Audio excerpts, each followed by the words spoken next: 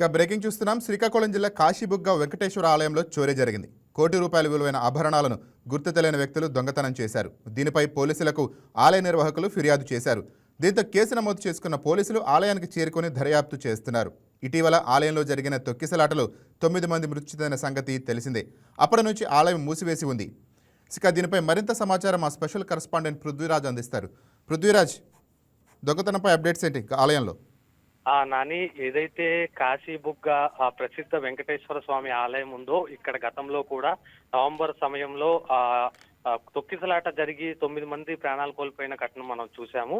అయితే ఇటీవల ఆ ఘటన జరిగిన తర్వాత ఆలయం మూసేశారు. సంప్రోక్షణ కార్యక్రమం చేపడతాం, అనంతరం తీస్తామని కూడా అప్పుడు ప్రకటించారు. అయితే అనంతరం ఆ పరిస్థితుల నేపథ్యంలో అనంతరం ఏదైతే ఆ ధర్మకర్త అక్కడ పండా గారు ఉన్నారో, పండా గారు ఇంకొక వ్యక్తి, వారిద్దరే అక్కడికి ప్రతిరోజు వచ్చి దేవుడికి పూజ చేసి, వెంకటేశ్వర స్వామి పూజ చేసి సాయంత్రం వెళ్ళిపోతుంటారు.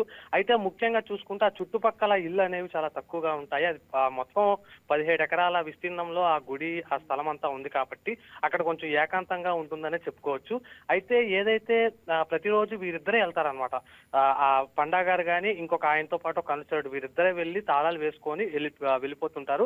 అయితే ఎవరూ లేని సమయంలో నిన్న రాత్రి దొంగలు అనమాట విజృంభించినట్టు మనం చెప్పుకోవచ్చు.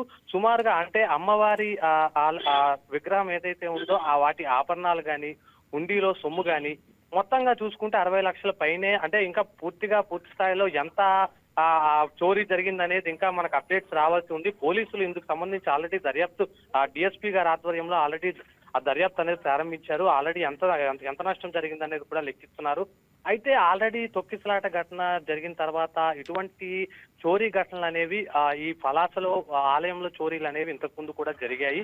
అయితే ఈ తొక్కిసలాట ఘటన తర్వాత ఖచ్చితంగా పోలీసులు ఏదైతే వాళ్ళు తీసుకోవాల్సిన చర్యలు అనేవి ఉన్నాయో ఖచ్చితంగా గుడికి రక్షణ కల్పించడం ఇవన్నీ చేయాలి. కానీ ఎక్కడ ఈ వైఫల్యం అనేది వచ్చింది? చోరులు అంటే ఏదైతే ఈ దొంగలు ఈ ఆలయాన్ని ఎందుకు టార్గెట్ చేశారు అనే విషయాలు కూడా ఇంకా మనకు తెలియాల్సి ఉంది. ఎక్కడ ప్రాబ్లం వచ్చింది ఏంటనేది కూడా మనకు తెలియాల్సి ఉంది.